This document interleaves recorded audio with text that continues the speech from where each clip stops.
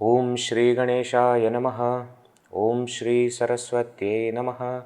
Om Shri Gurubhyo Namaha. Samastajana Kalyane Niratam Karunamayam Namami Chinmayam Devam Satgurum Brahmavitvaram Shruti Smriti Purananam Alayam Karunalayam Namami Bhagavat Pada Shankaram Lokashankaram Neelambuja Shamala Komalangam Sita Samaropitavamabhagam Panau Mahasayaka Charuchapam Namami Ramam Raghuvam Shanatham. Hari Om. In this beautiful short composition of Pujya Guruji Swami Tejomayananda titled Isha Stuti, so far we have seen number one, how to prove existence of God or how to strengthen our belief in the existence of God. That was the first topic which was taken. 5 kinds of logic were given to explain to us how that God exists and how His existence is so clearly evident. Then the topic was taken of the nature of this God. What is this God about? Who is this God? So first concept that we have understood is that God is not of any particular form. He is formless. And therefore, He is not somebody who is just sitting up in the heaven. No, He has become the world. He is the cause of the world. What kind of cause of the world? He is the efficient as well as the material cause of the world, who doesn't require any other supplementary cause or instrumental cause, and who creates the entire world on His own and becomes everything. So God is in every single part of the world. Actually, God alone is. There is nothing else. Now, when we understand this aspect, many questions that we have about God will become clear. Right? So, whether He is there or not, that was already talked about. What is the nature of the God? Is God of one particular form? No. There is one God but can have many forms. And through all forms, that same God is manifesting. Is He there up in the sky or is He there everywhere? He is there everywhere, even up in the sky also. But generally we have the habit that whenever we refer to God, we do like this. This is not just because He is sitting there, but because He is higher than us. We also understand that He is somewhere above us. Above us in the sense that He is a kind of idol that we all need to worship so that we reach that idol. Right? This is next thing. Now, few questions that generally children ask, which we also should know the answer of. Sometimes children ask this question, if God is everywhere, then why should we go to temple? If God is everywhere, then He is there in my house also, on my bed also. Then why should I get up and take bath and get ready and go to temple? Many times what happens also in the temple, there is so much of rush and so many people there, you don't even feel like going. So what to do? See, answer can be given in many ways. Gurudev used to give, Swami Chinmayananda used to give a very beautiful example. He used to say that milk is there in every single cell of a cow, but there is a place from where it comes out. Only one place is there. If you pull all other places, you pull her cow's ears and nose and tail, etc., milk will not come out. There is that udder from where that milk comes. In the same way, God is there everywhere, but He expresses more closely in the temple. We can also give another example that when we go to a movie in a theater, it has got enhanced experience. That same movie we can watch at our home also, on the TV, on our mobile also, right? But it will not have that experience, that enhanced experience, because there is a complete darkness in the theater and nice big screen is there, good speakers are there, and everybody has come there to watch, and therefore everybody is focusing on that, Whereas in the house, what happens, there are people walking and there is small TV. So enhanced experience for that, we go to theater. In the same way, God is there everywhere. You can experience Him in your home, on your bed also. But when we go to temple, an environment is created where the experience is enhanced. And therefore, we go to temple. I am sure we have experienced this umpteen number of times, that because of that quietude in the temple, we really feel peace of mind. And that is the time when we actually are closer to God. And therefore, many people don't like to go in temples which are having so many people, so much of crowd. They want to go to a temple which is quiet. Right? So, God is everywhere, but if we want to experience, going to temple is a very good way of doing that. Now also, having said that, we also need to understand that since it is a subjective experience, that kind of enhanced experience can be created anywhere. So sometimes when I cannot go to temple, don't say that, okay, therefore because I cannot go and therefore I am not going to think. No, sit in your own home and try to create that peace of mind and try to be closer to God. This is something that we all can do. Right? So, God is everywhere. Now, let us see the corollary of this also. If God is everywhere, then He is also in every being. Or every being is God in different forms. Whether it is human beings, whether it is other beings, animals and plants and birds, whether it is inert objects.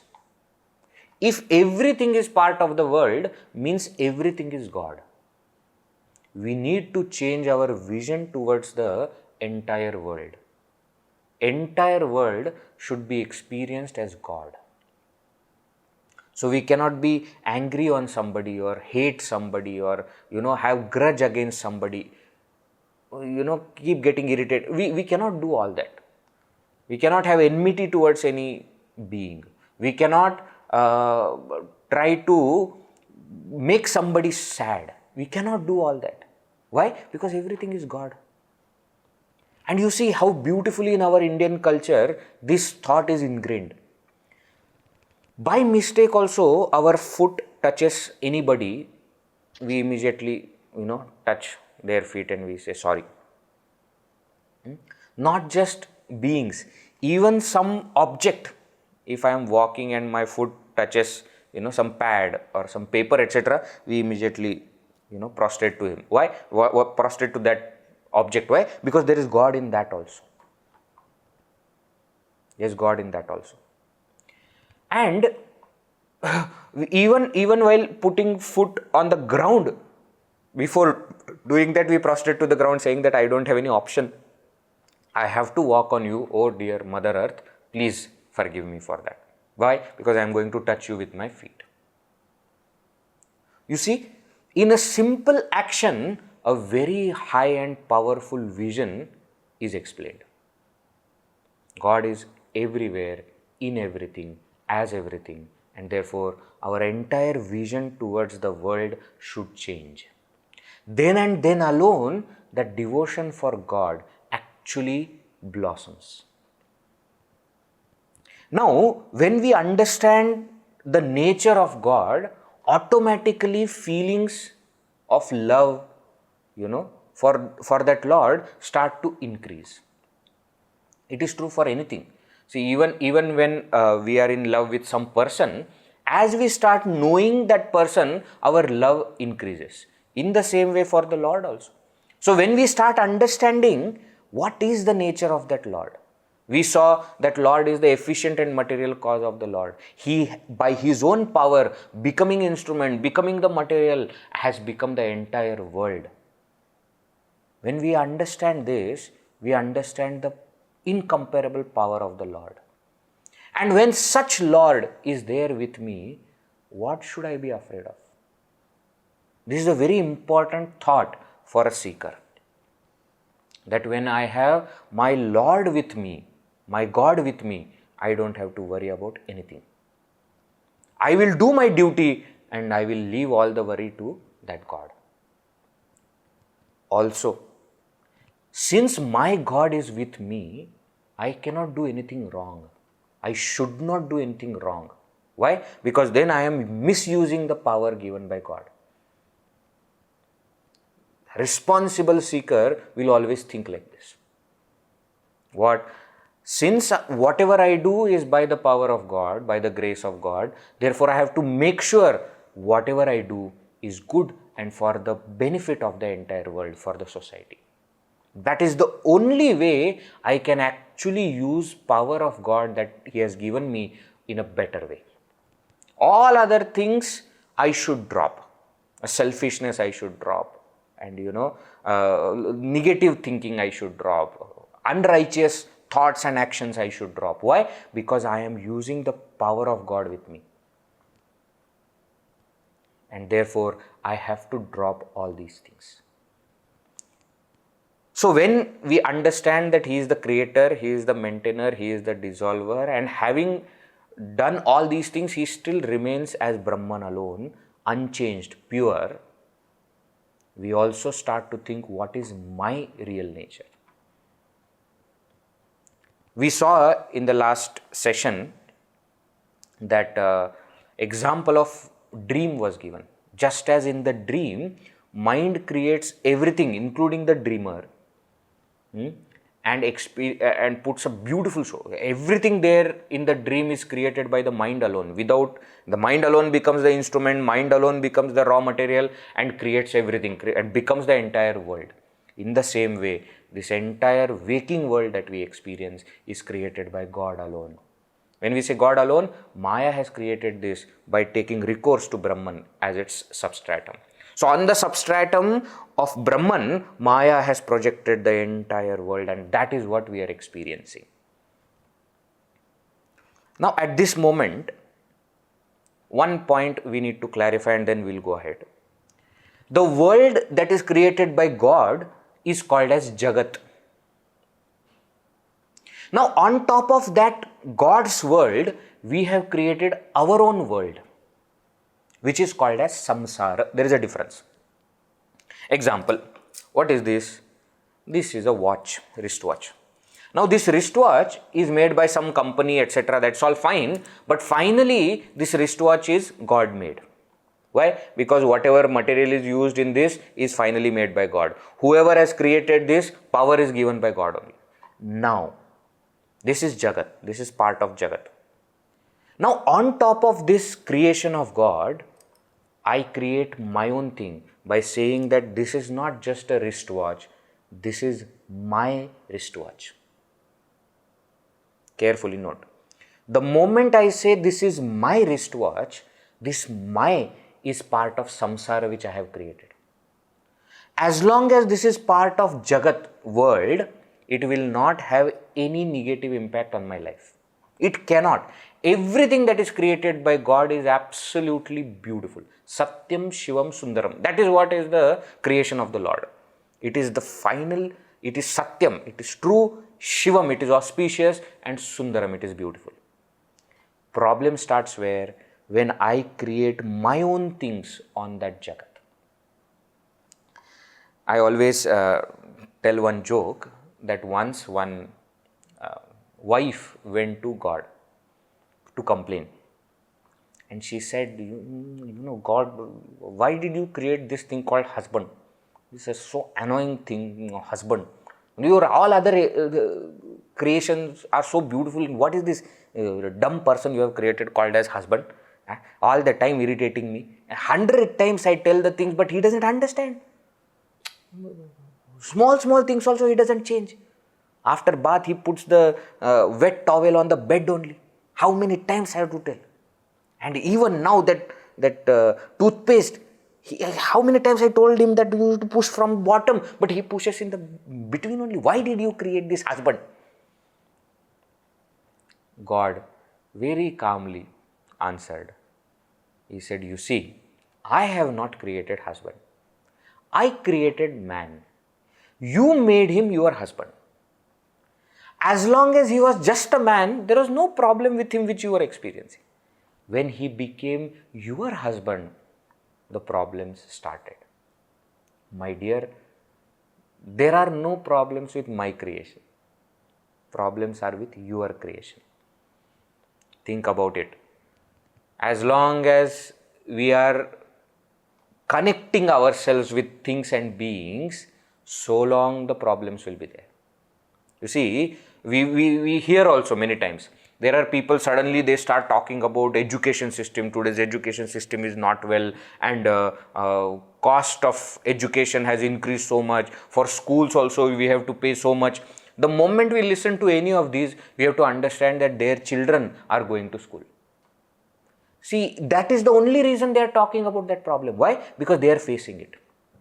If they are not facing it, people don't bother talking about it.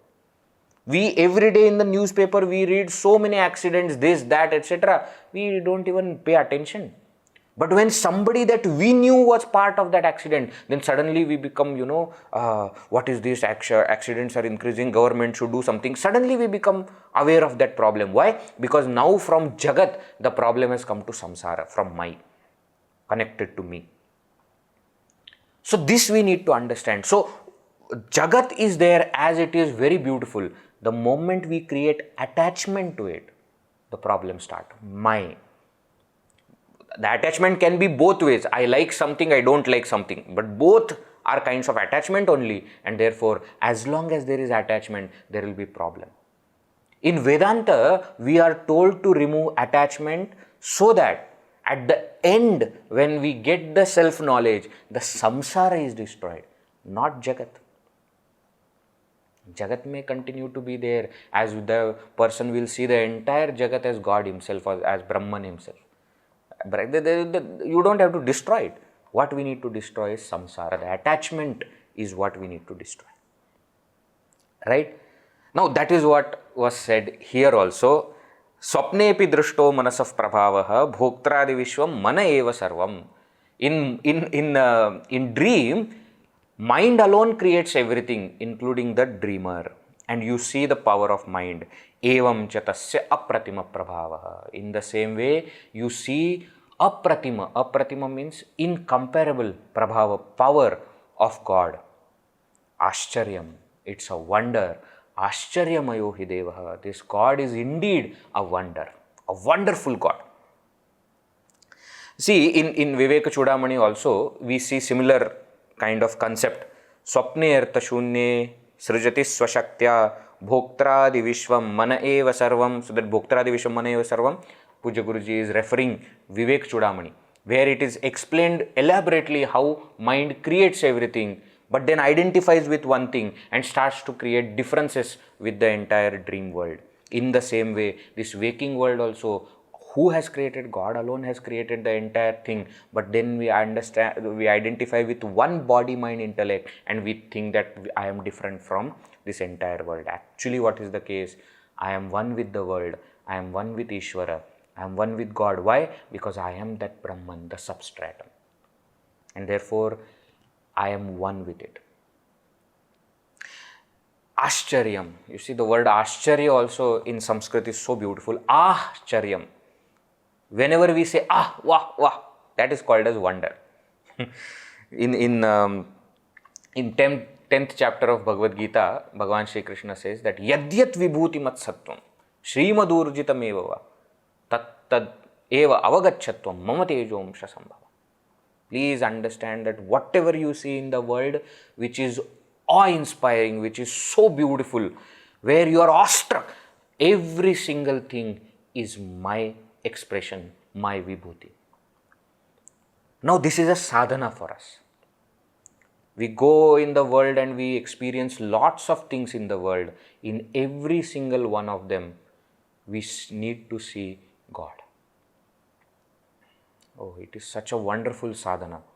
Suppose somebody sings very beautiful, we should remember that, oh God, what a beautiful singer. God is expressing through that beautiful singer. When we see a beautiful dance, our attention should go from that dance or dancer to God, who has given dancer that capacity and talent to dance so well.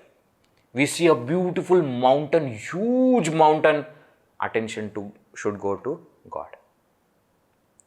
This is real sadhana.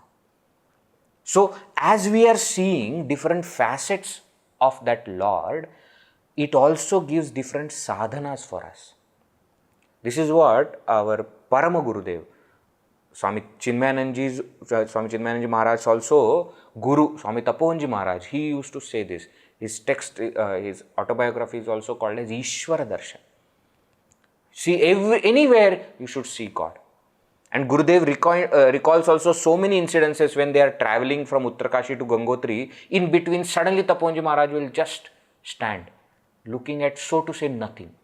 But he will be thinking about, if there is a beautiful cloud taking shape, he will remember God. If there is a huge tree, he will remember God. If there is a river Gangaji flowing, he will remember God. And you see, it is so ingrained in our culture also, because we worship mountains and rivers and trees as God only, earth as God only. Why? Because it is the fact. Now that thought has to come in our life, that everything I am experiencing is God alone. Everyone that I am meeting is God alone. Every action that I am doing is inspired by that God alone, empowered by that God alone. When God becomes our life, not just part of our life, but God becomes our entire life, then realization is very, very close. That is where we have to reach. Right? Now, a person who gets this experience that God indeed is everything, God indeed is everywhere, what happens to that person?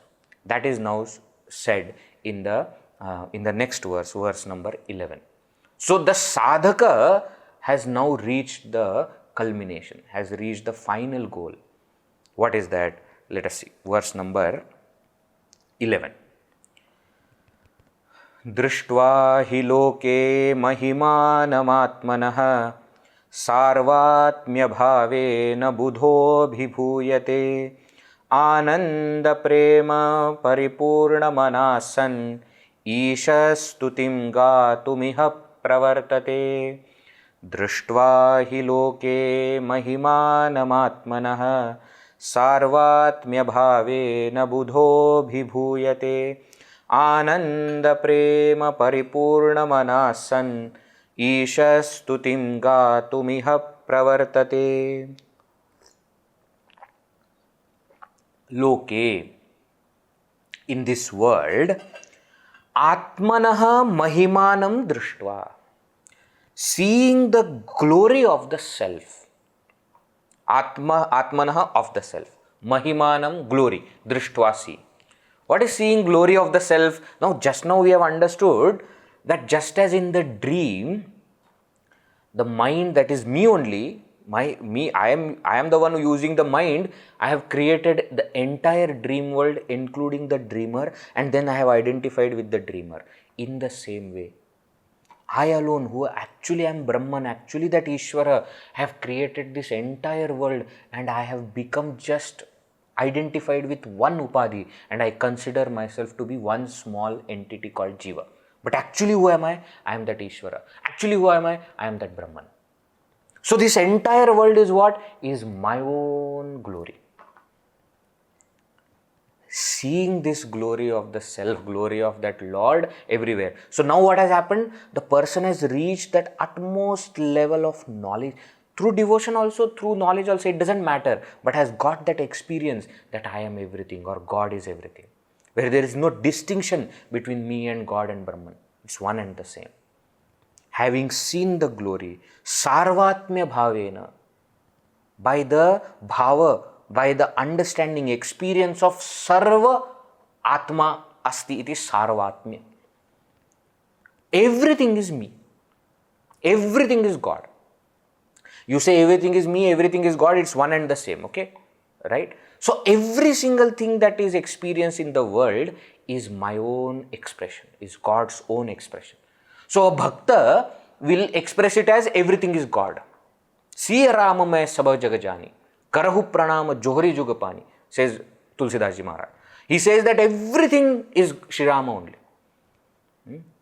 Somebody may say, Narayanam idam sarvam vishwam. Everything, the entire world is Narayana only. Everything is Shiva only. This is what Bhakta will say. Jnani may say, I alone am everything. It is one and the same. Please understand, there is no distinction with the experience. It's one and the same. The expression of that experience is different. So, Sarvatmya Bhava means seeing the self in you as the self in all. It also means seeing God in everything, including yourself. Such a person, Buddha, a wise person now who has got this experience, abhibhuyate. He is overwhelmed by this experience. You just imagine, when we see something which is, so to say, great, we are so overwhelmed by that experience, isn't it? That we are stunned. We don't even know for some time how to react, how to say anything. So we are just stunned. And then that experience is so good that we start to tell it to everybody.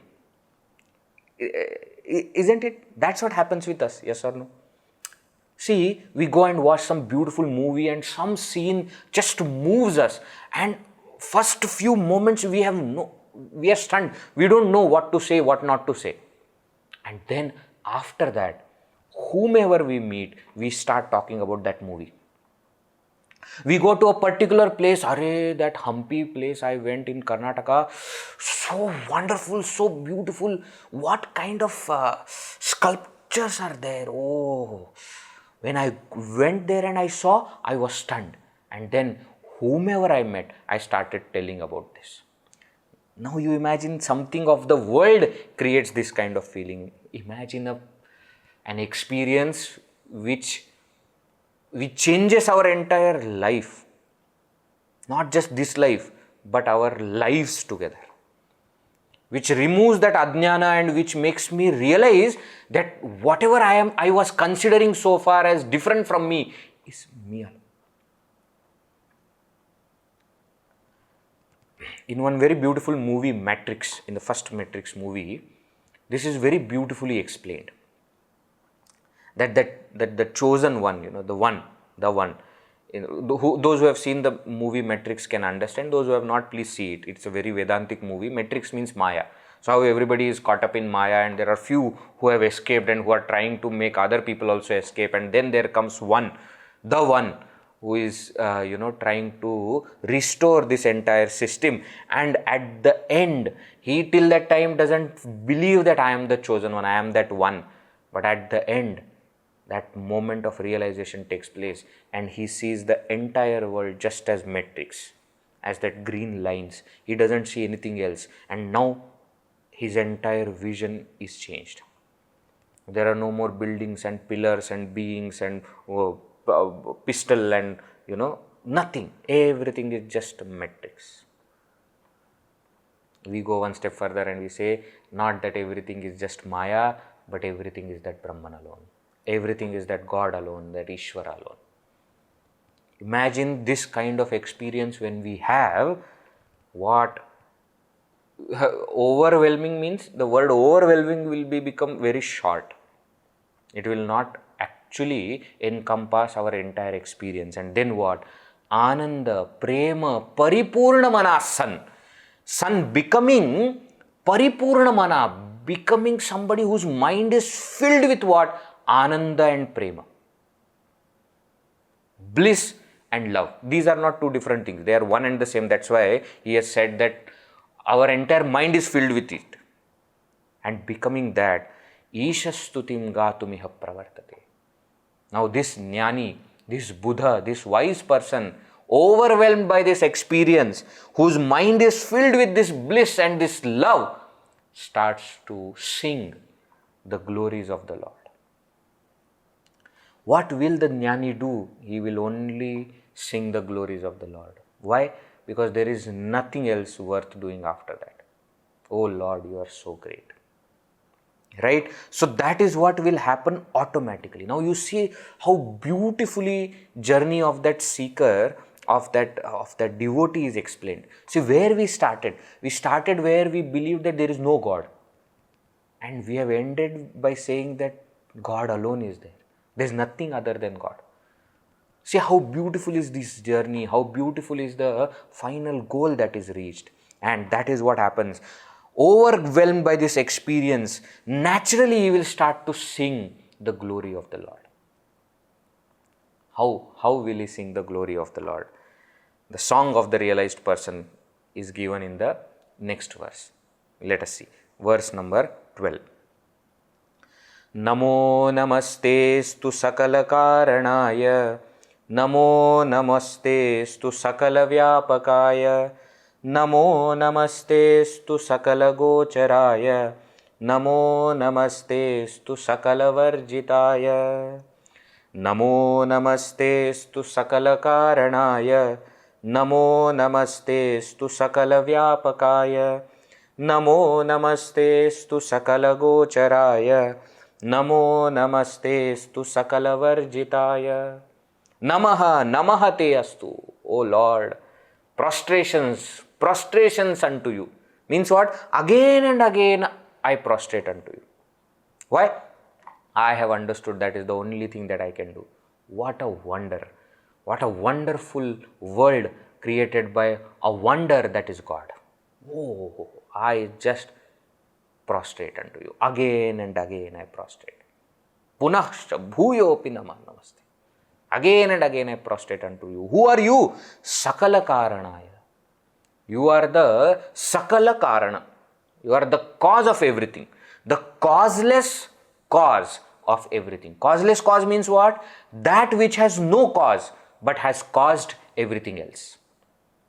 Sometimes children also ask this question that if everything is created by God, who has created God?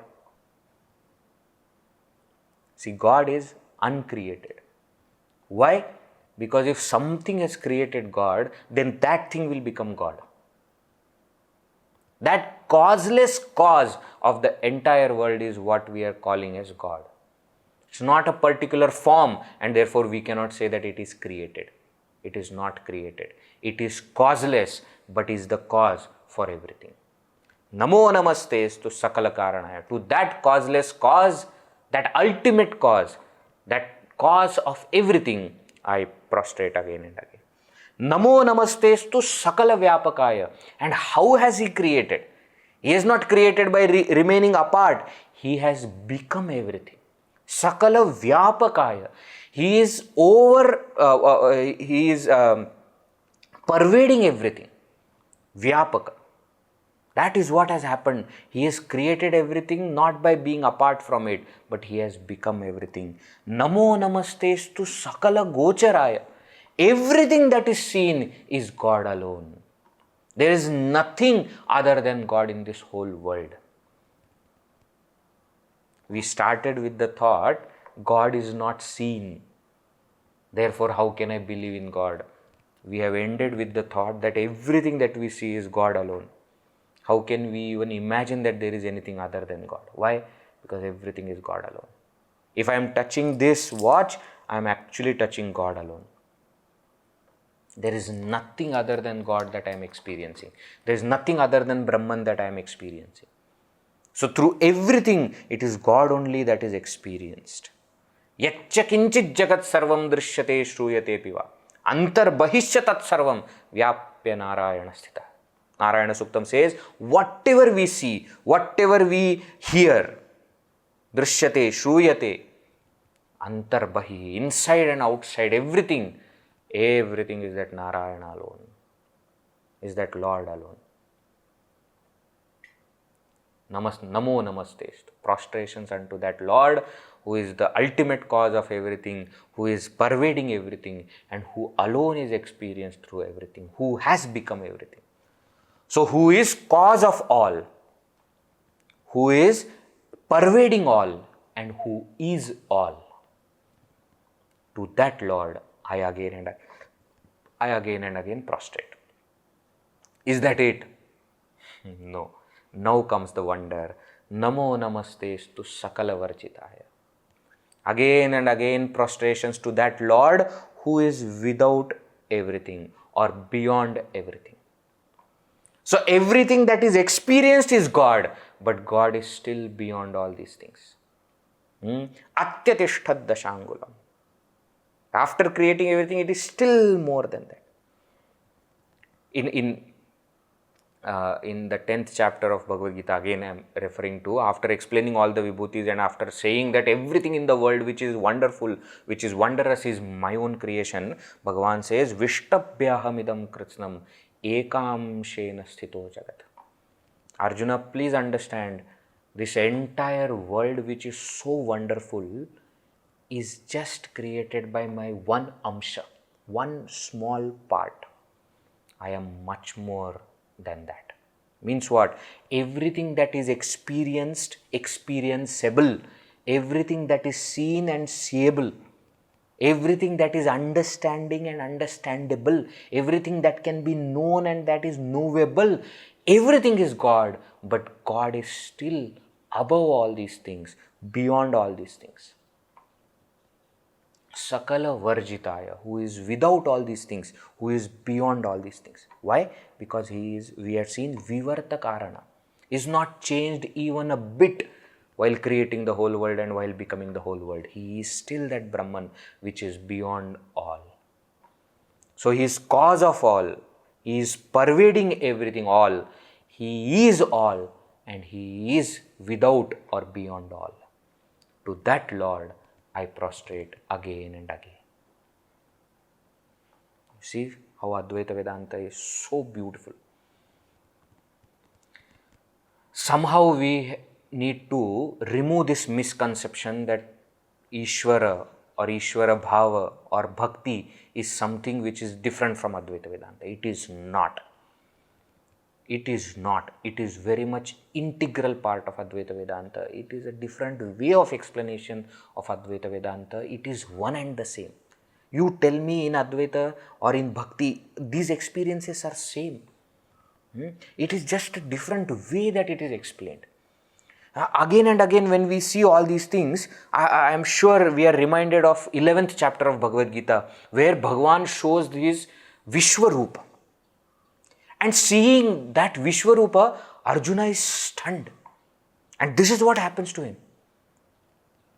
At first he is stunned. He doesn't know what to say, what not to say. And then when he starts talking, he says, the only thing that I can do is just prostrate to you, O Lord. Punascha bhuyopi namo namaste. Namah purastat, namah paschat, namah dakshin, vama, everywhere I am just prostrating.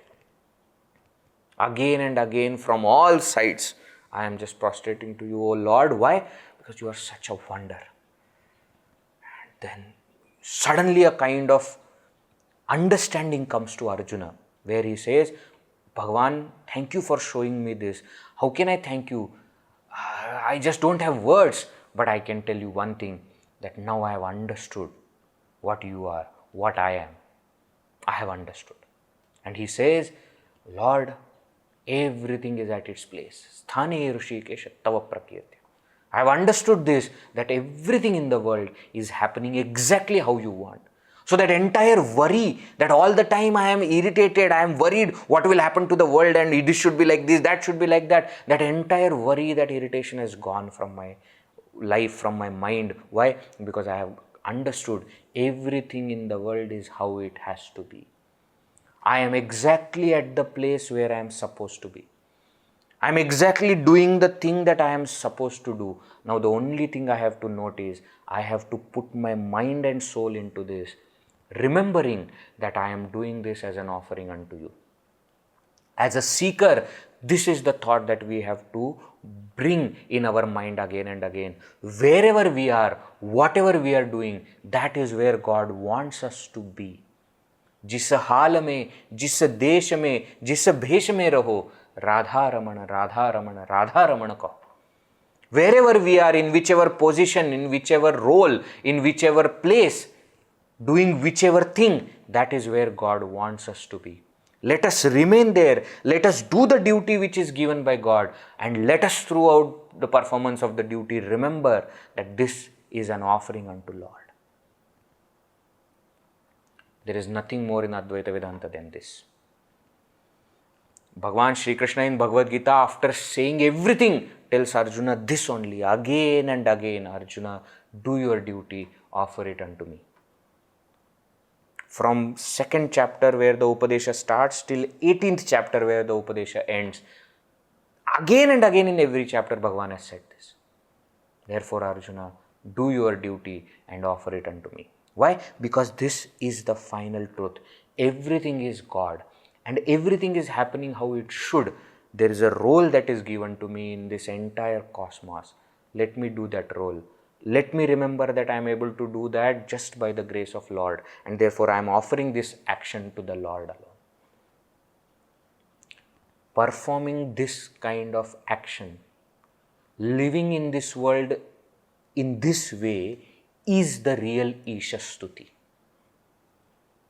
Isha Stuti is praise of the Lord, is the recognition of God's presence in our life. It doesn't have to be in words. I told in the beginning also, expression of love can be in various ways. Through words, of course, but through the actions as well. When we start living this kind of life, really by that kind of living, God becomes pleased. And again, we are not even doing it for pleasing the Lord also. Why? Because we know that God is our own self and He will be pleased when I do something good. It is just, how can we even say, it's just an expression of our bliss, expression of our love for the Lord. See, even when we love some human being, and we use the word also falling in love, when we have fallen in love with somebody, we do everything for that person, isn't it? We try to do this or that, and imagine when we are in love with that infinite Lord. Every single action will be expression of that love. In Shiva Manasa Puja also similar thought is explained. Atma tvam girijamati sahacharaf prana shariram pujate vishayopabhoga rachna nidra samadhi sthiti sancharaf padayoh pradakshina vidhi stotrani sarvagiro yat karma karomi tattadakilam shambho tavara. Atma tvam, you are my own self, O Lord. Girija matihi, your wife Parvati Girija is my buddhi. Sahacharaha pranaha, and all your bhuta ganas, etc., ganas which are there, these are pranas. And then what? Shariram graham, your house, your Kailasha where you stay is my body. And therefore, pujate vishayopabhoga rachna, and when staying in this body, I am experiencing different things of the world. What is this? That is puja. Nidra samadhi sthiti, when I sleep, that is samadhi. Sancharaf padayoho pradakshina vidhi. I walk, I go anywhere, I am doing pradakshina only of you. Why? You alone are there in the world. Stotrani sarvagiro. Whatever I say is stotra. Not just that I am chanting stotra, whatever I say is stotra alone. Yat karma karomi tattadakilam shambho tavaradhanam. Anything, any action that I do, O Lord, is your aradhana, is your worship. See, this is the goal where we have to reach. To reach that goal, we have to do all these things. We have to go to the temple, do pradakshina and prostrate to God and worship the Lord in actual way, puja.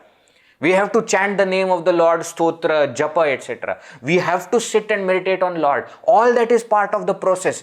It will lead to this. This is where we have to reach. That is the beauty. We reach this state where we experience that everything is God. And therefore, whatever I do is the worship of that infinite Lord. Whatever I say is Lord alone. One very interesting story I had heard long back, which I like a lot from my Acharyaji, I had heard, that there was one person who used to chant Shiva Purana every day. Every day he used to chant Shiva Purana, no matter what. One day what happened, he had gone to some other village and he was returning from that village on his bicycle, and he was riding and he was coming, and he understood that it is already late and by the time I reach my house, it is going to be late. So he thought that I may not be able to chant Shiva Purana after reaching. So on the way, while I am riding, let me chant Shiva Purana.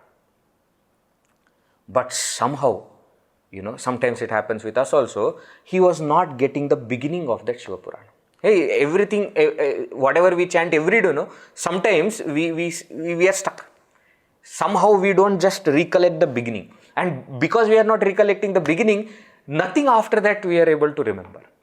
So something similar happened with this person, and he somehow was not getting the beginning at all.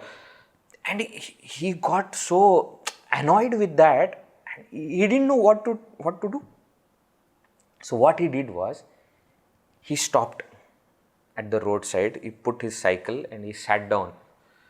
He remembered Lord Shiva and he started chanting all the letters. A, A, I, I, U, U, A, I, O, O, Am, A, Ka, Kha, Ga, Gha, Nga, Cha, Cha, Ja, Ja, Ya, Ta, Tha, Da, Dha, Na, Ta, Tha, Da, Dha, Na, Pa, Pa, Pa, Ya, Ra, La, Va, Sha, Sha, Sa, Ha. All the letters, he did those chanting of those letters 1,000 times. And then he prostrated to Lord Shiva and said, "Oh Lord, I am not remembering Shiva Purana right now, but I am sure you remember. I have chanted all the letters 1,000 times. Please make Shiva Purana out of it and take it as my offering unto you." Somebody had asked question, no? Powerful mantra, which mantra is more powerful, etc. You see here, power is in sadhana. Any word can become mantra. Look at this person's faith. And also, he is not saying that, okay, I am not remembering Shiva Purana, so let me drop it, leave it. No, he sat down and chanted all the letters 1,000 times. And then, with very innocence, said to Lord Shiva, "You make Shiva Purana out of it and get it, offer it unto you." In Shiva Mahimna Stotram also there is one very beautiful verse which says, "Tava tattvam na janami kidrushosi maheshwara, yadrushosi mahadeva tadrishaya namo namaha." What a beautiful thing. He says, that Pushpadanta who has written Shiva Mahimna Stotram, he says, "Tava tattvam na janami kidrushosi maheshwara." Oh Lord Shiva, I don't understand your nature because it is too difficult. Now also, when we are reflecting on it, it is difficult to understand, and therefore I don't understand your nature. But yadrushosi mahadeva, of whatever nature you are, tadrishaya namo namaha, to that nature, to that Lord, I prostrate. I don't understand everything, but I prostrate unto you. This is what we have to reach. This is what we have to become. Isha Stuti is not just a few words, not just a few shlokas. Isha Stuti is understanding and experiencing God. Isha Stuti is living with that understanding of the Lord. That is real Isha Stuti, which is explained here by Pujya Guruji Swami Tejomayananda. I had told in the beginning only, this is not a usual stuti where we will see that one form of Lord is given and stories of that Lord or the form of that Lord is glorified. This is not that kind of stuti. This is a stuti which we reflect upon, understand and experience. That is real Isha Stuti. Right? So a person who has realized this keeps on singing the glories of the Lord. Namo namastestu sakala karanaya. Namo namastestu sakala vyapakaya. Namo namastestu sakala gocharaya. Namo namastestu sakala varjitaya. To that Lord I prostrate. Now, Guruji concludes with the final verse as a prayer unto that Lord. Let us read. Last verse number 13. Prasanno bhavadevesha varam yachhatu no bhavan nate vismaranam bhuyad ratirnastvai sarvada. Prasanno bhavadevesha varam yachhatu no bhavan nate vismaranam bhuyad ratirnastvai sarvada. Please remember this verse If you can memorize it, memorize it. If you cannot memorize the Sanskrit, if you just remember the meaning also, sufficient. But this is the most important thing. What is he saying? Hey Devesha, O Devanam Isha, O God of all gods. We had seen Devatas are there, Indra, Varuna, Vayu, Agni, etc. You are Lord of all those Devatas also. O God of all gods, O Lord of all lords. Prasanno Bhava. Please be pleased with this. With this offering that I have given to you. With that, please be pleased. Varam yachatu naha. Bhavan, you naha varam yachatu. Please give us this boon. Be pleased with our offering and give us this boon. And what is the boon that we are asking?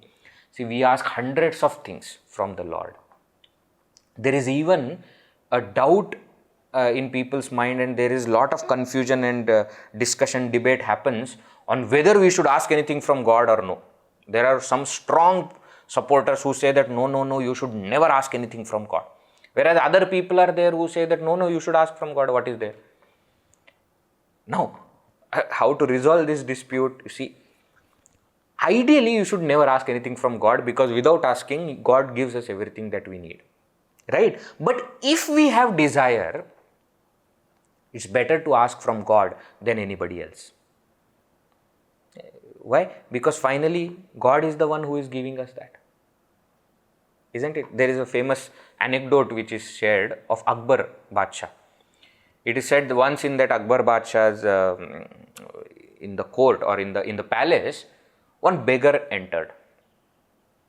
And soldiers stopped that beggar, saying that you cannot go inside. Why? Because Akbar Badshah is praying. He was doing namaz at that time, it is said. And when that beggar heard that Akbar Badshah is doing namaz, he started laughing loudly. Whoa! And he went away. When Akbar Badshah finished his namaz, he called the soldiers and asked, I heard some laughter. Who came? Who was laughing? So the soldier said, one beggar came, and when we told that you wait here, you cannot go inside because Akbar Badshah is praying, he started laughing loudly and he went. Akbar Badshah said, what is this? So he told the soldiers, go and catch that beggar and bring. So they went, they caught the beggar and he brought. Akbar Badshah asked, what? Why were you laughing so much? So beggar said, no, Badshah, I was not laughing at you, I was laughing at myself. I came here to beg something from someone who is already begging to somebody else. And I was laughing at myself that why am I not begging to that Lord directly? Why am I asking something from you? If it is there that I deserve it, my God alone will give me. So yes, ideally you don't have to ask anything from God. You don't have to pray for anything. Why? Because God will give it anyways. But if there is anything that you want, you better ask to God. And in that also, what should be asked? You see here what kind of... So there is a praise and there is a prayer. In the first line he says, by saying Devesha, he is praising the Lord. Oh, you are a God of all gods. And therefore, please give me this. In the previous verse also, it was a praise. Namo namaste to sakala karanaya, etc. Praise, and now the prayer comes. What is Guruji seeking? What is Guruji seeking on behalf of all of us? What should we seek from the Lord? He says, you please give me this boon. What boon? Nate vismaranam bhuyat. Te vismaranam na bhuyat. May we never forget you. May there be no moment in our life when we are forgetting you, O Lord. And why is this prayer? Because we know that Purusha Prayatna is limited. We know how much ever we try, it will not be sufficient. So, O Lord, only by your grace it is possible, and therefore we are saying, please, please give us this boon. May we not forget you. Even to remember God, we need the grace of God. Please, O Lord, give me this blessing. that may I not forget you. A kind of maturity is required in seekers to come to this understanding that there is nothing higher than this. Remembering Lord at all times is the final thing. And that also is possible by God's grace alone. I always remember, and I say this many times, it's an anecdote from my own life. When I was in Yuva Kendra, a young person studying different texts of Vedanta, I was studying Tattvabodha, I was studying Vivek Chudamani, and fascinated by all the knowledge. And when you don't have that understanding, maturity of devotion, you are in your false ego and you think that you know everything. And my mother used to always sing some bhajans for the Lord. She used to just sit in front of God and she used to sing. And there is one particular bhajan, Bhagwan meri naiya us par laga dena, ab tak to nibhaya hai, aage bhi nibha lena. O Lord, may you make sure that my boat crosses the ocean of samsara. So far you have taken care of me. Please, in future also, please take care of me. Beautiful bhajan is there, very well known, famous bhajan.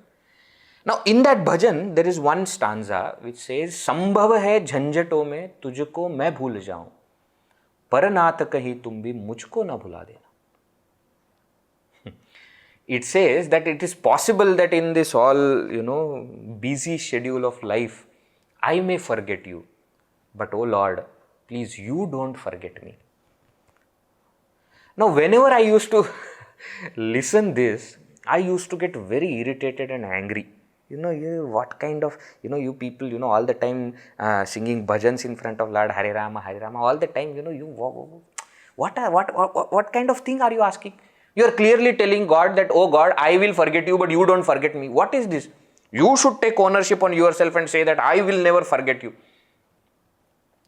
And my mother used to smile and say that you will understand one day. This is standard reply that mothers usually give, that one day you will understand this. And children are even more irritated with this answer. But I didn't have any option also. When I actually joined the Vedanta course and when I was studying the course and when I started sadhana, that time I remembered the real meaning of that sentence. That how much ever we put efforts, we cannot guarantee that we will always remember God. How much ever we try, it is beyond human effort. And therefore, it is not that the devotee is saying that I will not do anything, you do everything. No.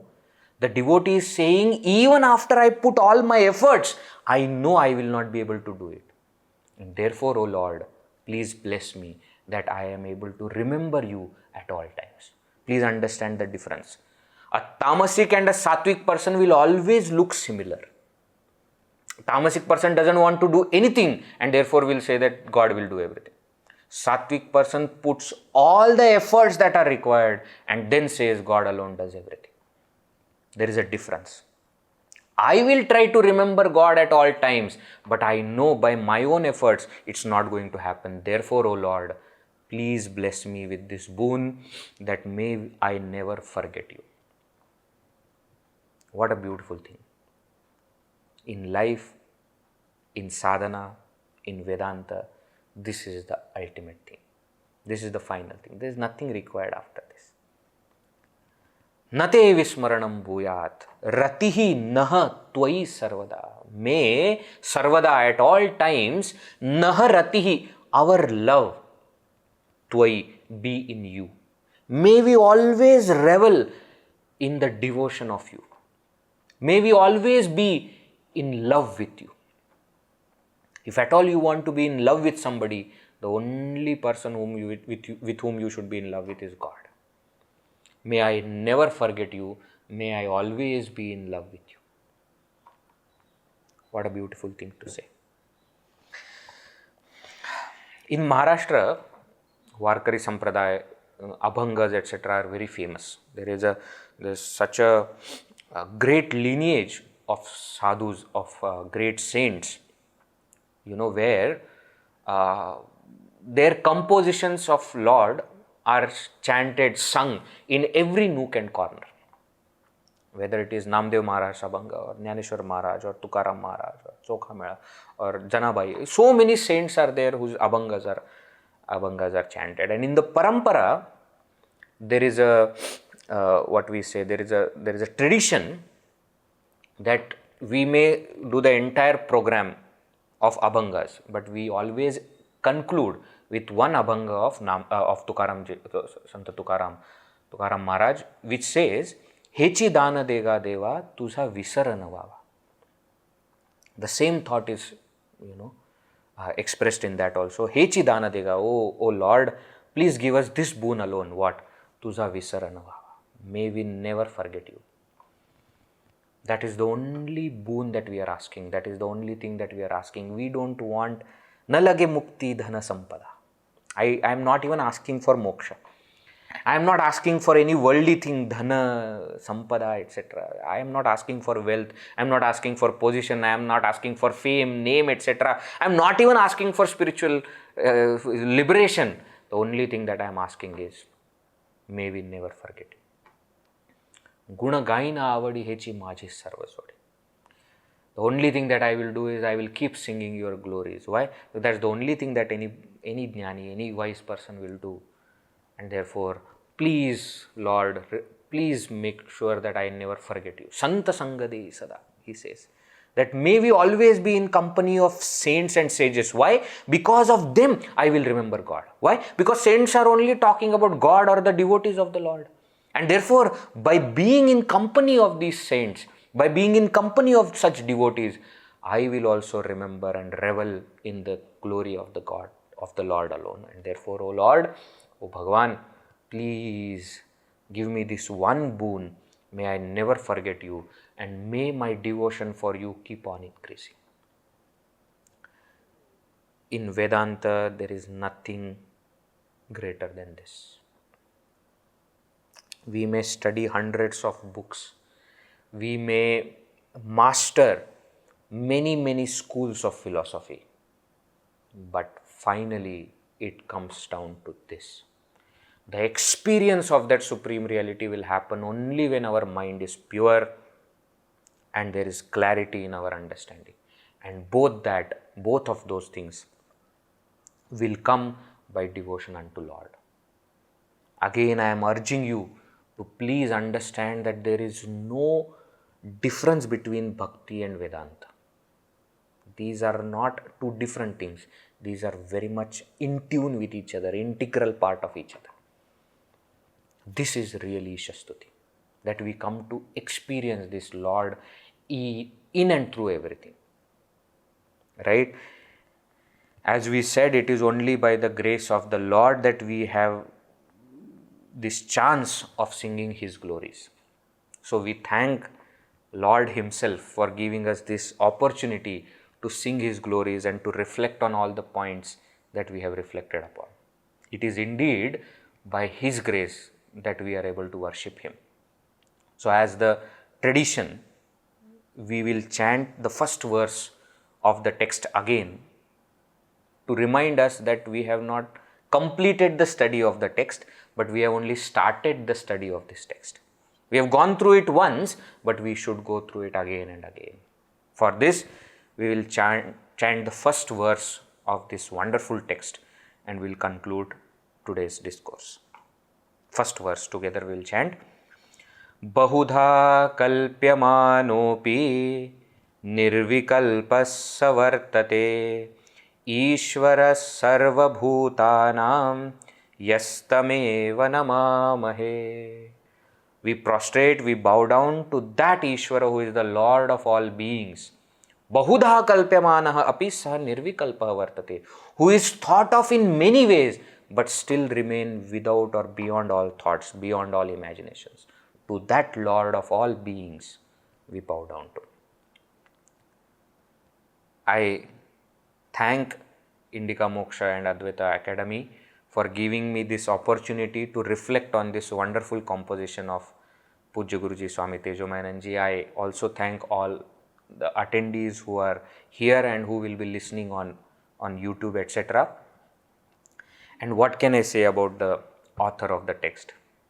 He is our Guru, Pujya Guruji. No amount of words of thanking are sufficient.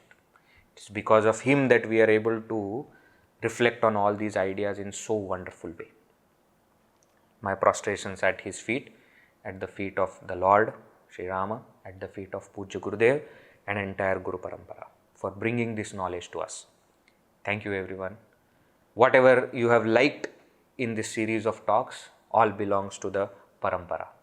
Whatever you did not like, whatever you did not agree, whatever wrong I have said, all belongs to me. We offer this entire Vak Puja, worship in the form of talking, speech, at the feet of the Lord himself. Om Tat Sat, Shri Rama Arpanamastu. Hari Om. We can go for question answers. Yes.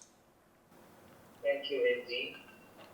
The first question is it Jiva who has created the samsara? Upon realizing the self, are we out of samsara? Yes, Jiva has created samsara, and when we realize our oneness with the Supreme, samsara is destroyed. Yes, you are absolutely right. One of the seekers is asking for the English version of the composition.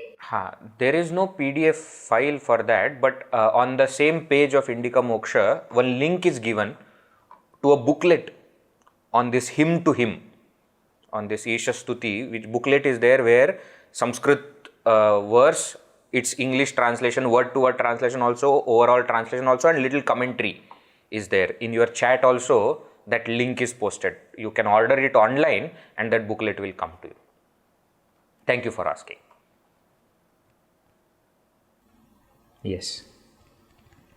One of the seekers is expressing their gratitude and their willingness to listen to these talks, the recordings again and again, and reflect on this. There aren't any more questions. Yeah. We'll wait for a minute, little, in case any question comes. Otherwise, we will conclude. In the meantime, please keep on studying different texts and keep on doing your sadhana well. I wish you all the best to all the students.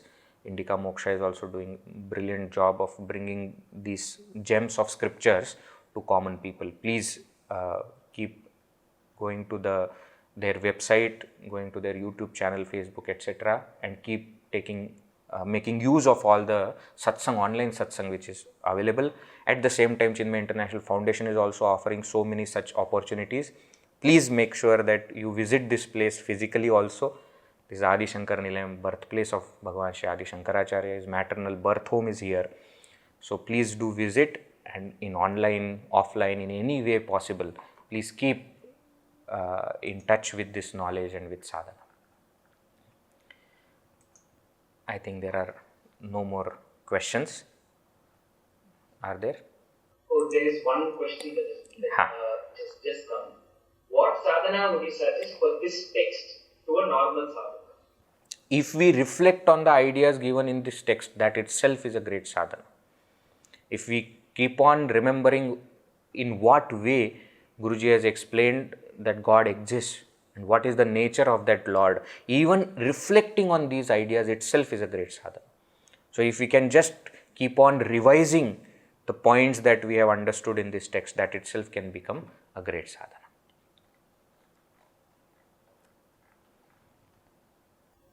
Is only remembering the name enough? So in that case, would attending satsang not be required? Only remembering the name is enough, but our problem is we forget to remember the name. Satsang helps us to remember the name. Therefore, satsang is required to remind us to remember the name, and when we remember the name, that is sufficient. I hope I have clarified. And as you mentioned, it is important to also realize that devotion is an integral part of the Vedanta. To see it as separate and apart is very futile.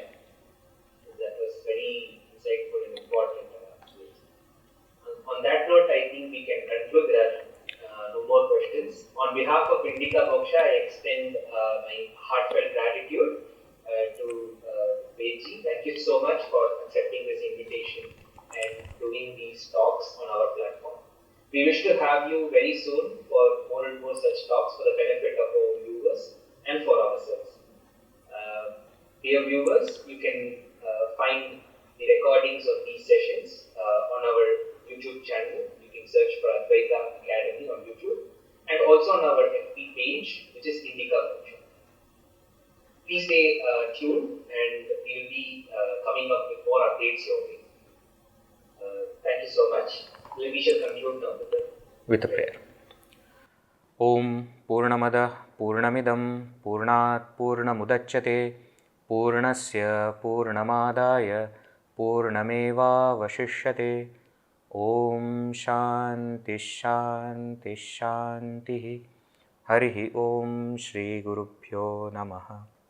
Harihi Om. Hari Om everyone.